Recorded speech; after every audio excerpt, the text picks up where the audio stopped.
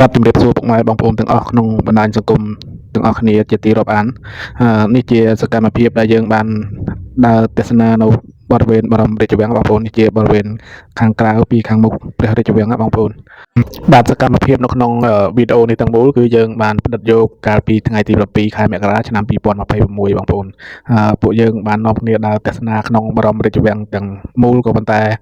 មានកន្លែងខ្លះគេឲ្យថតចឹងទៅកន្លែងខ្លះគេហាមឃាត់មិនឲ្យថតចឹងណាបងប្អូនប៉ុន្តែទោះជាយ៉ាងណាក៏ខ្ញុំបាទព្យាយាមថតឲ្យបានច្រើនជាទីបំផុតតាមដែលអាចធ្វើទៅបានណាបងប្អូន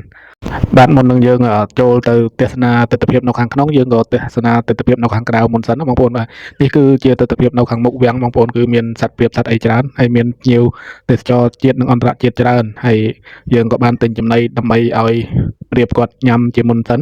មុននឹងយើងចូលទៅទស្សនាខាងក្នុងបាទបន្ទាប់ពីយើងឲ្យចំណីព្រាបរួចរាល់សាច់បាច់អស់ហើយយើងក៏ចាប់ផ្ដើមនាំគ្នាដើរចូលទៅទស្សនាទស្សនវិជ្ជានៅខាងក្នុងរាជវាំងម្ដងបងប្អូនកាលពីអតីតកាលពីមុនបងប្អូនខ្ញុំធ្លាប់រស់នៅវត្តអូណាឡោមរយៈពេលដែរប៉ុន្តែអត់ដែលបានដើរទៅមុខវាំងឬក៏មាត់ទន្លេអីសោះ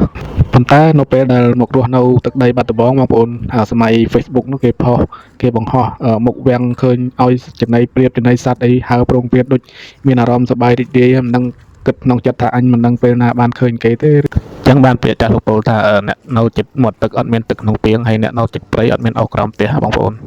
ប៉ុន្តែសំណាងល្អថ្ងៃនេះក៏បានមកដល់បានមកឃើញបានមកទស្សនាដោយផ្ទាល់ហើយក៏មិនអស់ចិត្តទេផ្ដិតយករូបភាពនិងវីដេអូទាំងស្រុងដើម្បីចែកជូនបងប្អូនយើងទស្សនាដូចខ្ញុំដែរខ្ញុំក៏ជឿជាក់ថាបងប្អូនខ្លះគាត់មិនដែលបានមកមិនដែលបានឃើញចឹងអាចឃើញតាមទស្សនវិជ្ជាដែលយើងផុសចែករំលែកទៅគាត់ក៏មានចិត្តសប្បាយរីករាយនឹងទស្សនីយភាពនឹងផងដែរបាទហើយចំណែកទស្សនវិជ្ជាទស្សនីយភាពនៅខាងក្នុងហ្នឹងគឺខ្ញុំមិនអាចរៀបរាប់បរិយាយអីឲ្យវែងឆ្ងាយបានទេព្រោះអីខ្ញុំក៏មិនមែនជាអ្នកប្រវត្តិសាស្ត្រអីដែរហើយសូមបងប្អូនទស្សនាដោយខ្លួនឯងហើយពិចារណាដោយខ្លួនឯងបាទនៅក្នុងវីដេអូនេះផងដែរខ្ញុំក៏អត់មានការរៀបរាប់និងអត្ថាធិប្បាយអីវែងឆ្ងាយច្រើនទេបងប្អូនហើយសូមបងប្អូនទស្សនាទៅតាមខ្សែវីដេអូនេះទាំងស្រុងហើយបើសិនមកបងប្អូនពេញចិត្តវីដេអូនេះសូមជួយ share ជួយចែករំលែកអ្នកមួយផងដើម្បីឲ្យភ្ញៀវជាតិនិងអន្តរជាតិនិងប្រទេសជិតខាងហ្នឹងឲ្យគេដឹងថាខ្មែរយើងក៏មិនជាប្រទេសដែលអំទុនខ្សោយប្រហែលដែរហើយមានវត្ថុធាតុដើមជាច្រើនជួនកាលប្រទេសជិតខាងយើងក៏គ្មានដូចយើងផងដែរបងប្អូន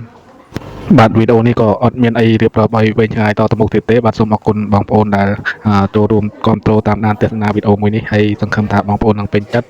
កុំភ្លេចជួយចែករំលែកទាំងអស់គ្នាផងបងប្អូនដើម្បីឲ្យដឹងកាន់តែច្រើនថាប្រទេសយើងគឺមិនមែនជាប្រទេសដែលមិនមានអ្វីសោះទេបងប្អូនគឺមានសពគ្រប់បែបយ៉ាងគ្រាន់តែថាយើងខ្វះការផ្សព្វផ្សាយតែប៉ុណ្្នឹងឯងបងប្អូនផ្នែកវិស័យsocial media